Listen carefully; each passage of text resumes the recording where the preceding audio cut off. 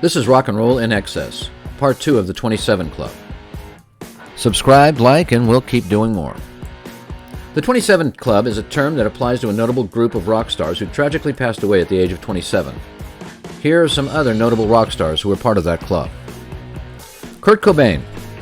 Cobain was the lead singer and guitarist of Nirvana, who headed a movement called grunge out of the Pacific Northwest in the early 90s. Their album Nevermind blasted to number 1 in 1991, eventually selling 30 million copies. In 1993, they released their follow-up LP, In Utero. The record debuted at number 1 and spawned 3 hit singles, Heart-Shaped Box, Rape Me, and All Apologies. However, leading up to April of 1994, his health had been in a steady decline. In March of that year, he had overdosed in Rome from painkillers. It was revealed that Cobain had been diagnosed with attention deficit hyperactivity disorder and bipolar disorder. His family had a history of suicide, with 2 uncles dying from self-inflicted gunshot wounds. On March 31st, Cobain left the rehabilitation center he had checked into the day before by scaling a 6-foot wall. On April 2nd, Cobain took a taxi to a Seattle gun shop where he purchased shotgun shells. On April 8th, his body was found in a room above the garage of his home in Seattle, Washington.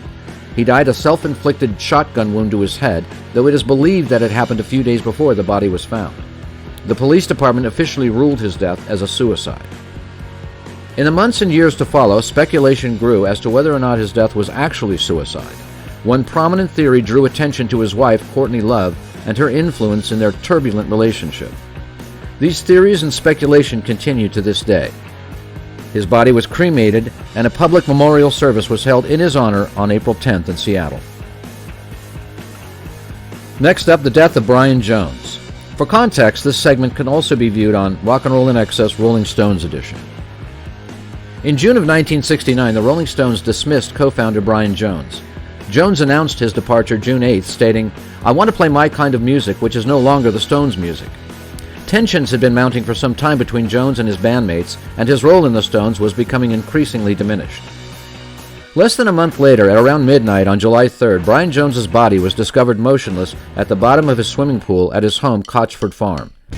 His Swedish girlfriend, Anna Wollin, was convinced he was alive when he was taken out of the pool, insisting he still had a pulse.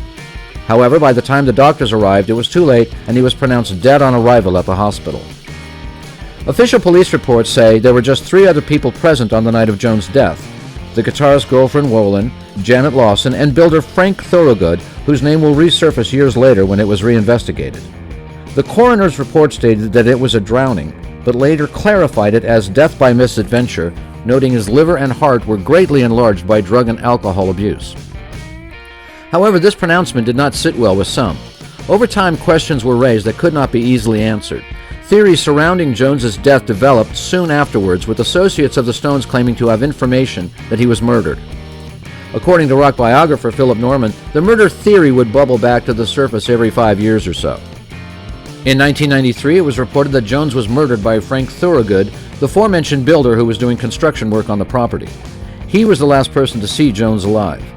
Thorogood allegedly confessed the murder to the Rolling Stones driver Tom Keelock, who later denied this. The Thorogood theory was dramatized in the 2005 film Stoned. Thorogood is alleged to have killed Jones in a fight over money. He had been paid £18,000 for work on Cotchford Farm, but he wanted another $6,000 from the musician. The killing is alleged to have been covered up by senior police officers when they discovered how badly the investigation into Jones's death had been botched by local police. Thorogood died in 1993. In 2009, Sussex police decided to conduct a case review of Jones's death for the first time since 1969. This came after new evidence was handed to them by Scott Jones, an investigative journalist who had traced many of the people who were at Jones's house the night he died. Jones also accessed unseen police files held at the National Archives. However, in 2010, following the review, Sussex police stated it would not be reopening the case. Their statement read, "This has been thoroughly reviewed by Sussex Police's Crime Policy and Review Branch, but there is no new evidence to suggest that the coroner's original verdict of death by misadventure was incorrect." This has not quelled the suspicions of many, however.